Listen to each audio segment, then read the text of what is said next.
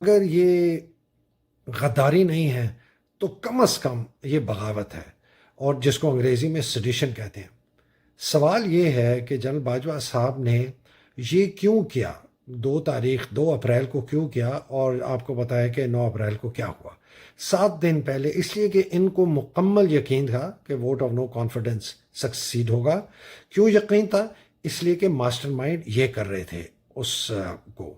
اگر یہ master mind کر رہے تھے تو انہوں نے کیسے ماسٹر مائنڈ کیا؟ امریکہ کو اس وقت ذرا باہر رکھتے ہیں، کیسے انہوں نے ماسٹر مائنڈ کیا؟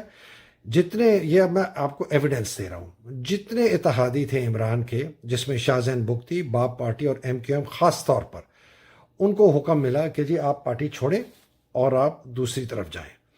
ابھی بھی نمبر پورے نہیں ہو رہے تھے، تو انہوں نے ایک صاحب جو جیل میں تھے، علی وزیر، اور دوسرے محسن داور، جو کہ عام طور پر تاثر تھا کہ فوج کے سب سے بڑے دشمن ہیں اور فوج انہیں کبھی نہیں معاف کرے گی، اور علی وزیر جیل میں تھے، ان کو نکال کے لایا گیا اسمبلی کے اندر اور ان سے ووٹ دلوایا گیا۔ جہاں 174 ووٹ ہوئے تو 2 ووٹ زیادہ ہوئے۔ یہ مجھے بتائیں کہ کسی کی جرت، کسی کی ہمت، اس وقت تو حکومت بھی کسی کی نہیں تھی، ہاں عمران خان کو انہوں نے فارغ کر چکے تھے، تو کون لے کے آیا ان کو؟ جو یہ وہ کون تھا؟ تو یہ دوسرا آپ کا بہت بڑا سرکمسٹانشل ایویڈنس ہے۔ تیسری یہ بات ہے کہ جو یہ 20-22 آدمی جو پی ٹی آئی کے گئے، ڈسیڈنٹس بنائے گئے، ان میں کہاں سے جرت آ گئی کہ ایک دم یہ لوگ جو ہیں اٹھ کے دوسری پارٹی کی طرف چلے جائیں، جس میں راجہ ریاض جیسے لوگ شامل ہیں۔ چوتھی بات یہ کہ دیکھیے کہ جہاں پر پنجاب گورنمنٹ میں جب یہ ساری ووٹنگ وغیرہ کا سلسلہ چل رہا تھا، تو جو ان کے 25 لوگوں نے ووٹ دیا حمزہ کے لیے، تو وہ کس چکر میں انہوں نے دیا؟ انہوں نے صرف دیا کہ جی بعد میں تو ہو جائیں گے، لیکن ہم تمہارا معاملہ سیٹل آؤٹ کر دیں گے، تو فکر نہ کرو، اگر تم ڈی سیٹ بھی ہو یا ہم کچھ نہ کچھ بندوبست کر لیں گے، تم ووٹ تو دو، پہلے اس کو ووٹ لینے دو 187۔ فوج کو کس نے بھیجا، سوری پولیس کو کس نے بھیجا پنجاب اسمبلی؟ وہ تو جا ہی نہیں سکتے، ٹھیک ہے؟ یہ آپ کی جی چوتھی۔ پانچویں چیز ہے، جس دن ووٹ آف نو کانفیڈنس ہوا، جو سپریم کورٹ نے 4 دن میں یا 5 دن میں فیصلہ کیا، اتنا بڑا فیصلہ کہ جی ہم جو ڈپٹی اسپیکر ہے اس کا جو یہ فیصلہ ہے اس سائفر کے متعلق، اس کو رد کرتے ہیں اور یہ غلط ہے۔ مجھے یہ بتائیے گا کون سی دنیا کا سپریم کورٹ جس پہ 5 اتنے بڑے فاضل جج بیٹھے ہوں، جو کہ یہ چیز کا تعین پہلے نہ کریں کہ یہ سائفر صحیح تھا یا غلط تھا، جس کی بیسس پہ ڈپٹی اسپیکر نے فیصلہ دیا کہ جی اس کی بیسس پر میں ووٹ آف نو کانفیڈنس کے جو موشن ہے اس کو خارج کرتا ہوں۔ پہلے تو اس کو انویسٹیگیٹ کرتے، لیکن انہوں نے نہیں کیا۔ اس لیے اگر اس کو انویسٹیگیٹ کرتے تو پتہ چلتا ہے یہ واقعی اس کے اندر صداقت ہے، اور اگر صداقت تھی تو پھر ڈپٹی اسپیکر کا فیصلہ صحیح تھا، تو اگر فیصلہ صحیح تھا تو اس کا مطلب ہے کہ ڈسولوشن آف اسمبلی صحیح تھی، اس کا مطلب ہے کہ نئے الیکشن ہونے تھے۔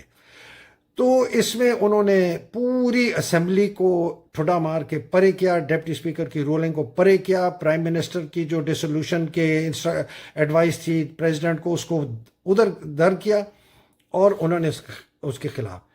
اور رات کو آپ کو رات کے 12 بجے کورٹ کھولنے کی کون سی جواز تھا؟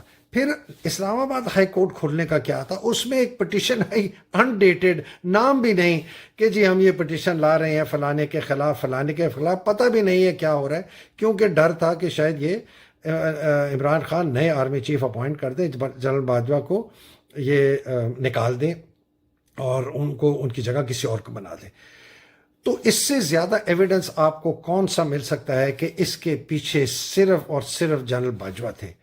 کون آرڈرز دے رہا تھا ساری پنجاب کی حکومت کو، ساری فیڈرل حکومت کو، جب کوئی حکومت نہیں تھی؟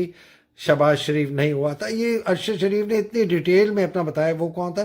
تو لیکن اگر وہ لوگ جو کہ فوجی ہیں، سرونگ یا ریٹائرڈ یا سویلین کا تو میں سمجھتا ہوں کہ وہ قیمے کے نان کھاتے ہیں نواز شریف کے، لیکن مجھے حیرانی ان فوجیوں پہ ہے جو کہ کہتے ہیں کہ جی حیدر تم یہ کیسی بات کرتے ہو، کہاں ہیں نہیں مانیں گے، یہ پاکستان کے اوپر مسلط رہیں گے، پاکستان کو بیچ دیں گے، اور جس طرح کل امتیاز گل نے کہا، انہوں نے کہا خدا نہ خواستہ ڈی نیوکلرائزیشن اور بلکنائزیشن، پاکستان کے ٹکڑے، ہم اس سٹیج پہ ہیں۔ یہ آپ کو ہم کو پاکستانیوں کی اپنی حکومت چھیننی پڑے گی، اور اگر آپ نہیں چھینیں گے تو بس سمجھ لیں کہ پاکستان کا مستقبل بہت ڈارک ہے۔ اس لیے میں کہتا ہوں کہ جنرل باجوہ نے پاکستان کے ساتھ غداری کی ہے، پاکستانی فوج کے ساتھ غداری کی ہے، پاکستان کے لوگوں کے ساتھ غداری کی ہے، اور اگر آپ نے اپنے حقوق لینے ہیں تو آپ کو چھیننے پڑیں گے، کوئی اپنے ہاتھ سے نہیں دے گا۔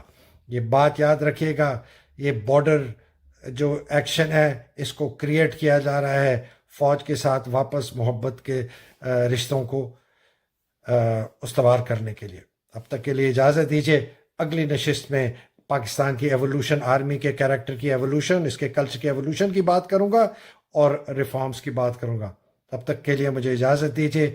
اللہ سبحانہ تعالیٰ آپ کو، آپ کے پیاروں کو، آپ کے اہل عیال کو، سب کو اپنے حفظ و امان میں رکھے، اور پاکستان کو اپنے حفظ و امان میں رکھے۔ مجھے اجازت دیجیے، خدا حافظ۔